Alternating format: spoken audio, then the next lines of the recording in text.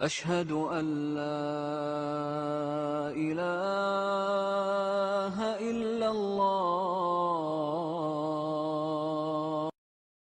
Bismillah wa salatu wassalam à Rasulullah. Allahu Akbar.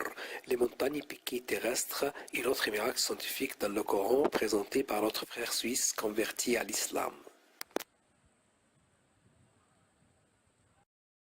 Au nom de Dieu, le tout clément, le tout miséricordieux.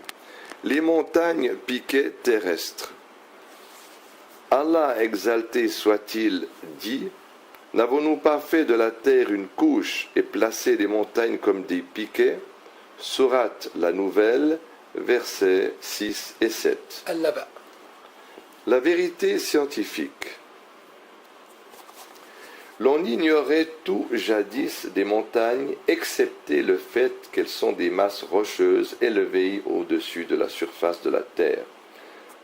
Cette définition resta de mise jusqu'à ce que Pierre Bouguer signale en 1835 que les forces gravitationnelles enregistrées de la montagne, de la chaîne montagneuse des Andes, sont beaucoup inférieures à ce à quoi l'on pourrait s'attendre concernant une si immense masse montagneuse.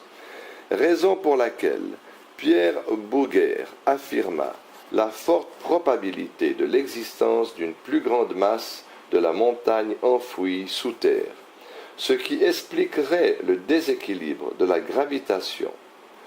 Au milieu du XIXe siècle, George Everest signala un déséquilibre dans les résultats de mesure de la gravitation des montagnes de l'Himalaya, et ce en deux endroits.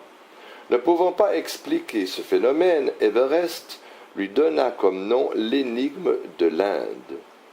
En 1865, George Airy déclara que toutes les chaînes de montagnes sur Terre sont des masses flottantes sur une mer de matière fondue sous l'écorce terrestre. Il ajouta ensuite que ces matières fondues sont plus denses que la matière de la montagne, raison pour laquelle il est irréversible que les montagnes s'enfoncent dans ces matières fondues qui ont une très forte densité, et ce afin de maintenir leur position. Ainsi, la géologie découvrit-elle petit à petit que l'écorce terrestre est constituée en fait de plaques lithosphériques et que ces grandes montagnes flottent sur une mer de roches molles d'une forte densité. La géologie découvrit aussi que les montagnes ont des racines qui les aident à flotter et à stabiliser les plaques afin qu'elles ne subissent aucun déséquilibre. Le géologue Van Anglin dit à la page 27 de son ouvrage Géomorphologie, publié en 1948, l'on comprend maintenant qu'il est nécessaire que chaque montagne sur Terre doit avoir une racine sous terre.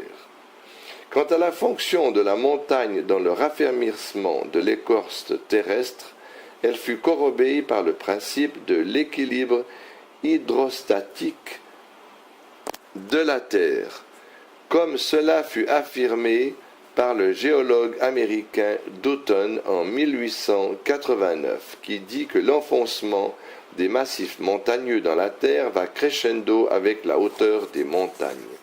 La réalité des plaques lithosphériques, qui fut établie en 1969, montre que les montagnes maintiennent l'équilibre de chacune des plaques lithosphériques. Aspect miraculeux. Alors que l'homme pataugé, encore dans une ignorance de la réalité des montagnes qui resta de mise jusqu'au milieu du XIXe siècle, le Saint-Coran affirma, dans les versets ci-dessus, que les montagnes sont des piquets du point de vue de leur forme et de leur fonction. Et de nos jours, la véracité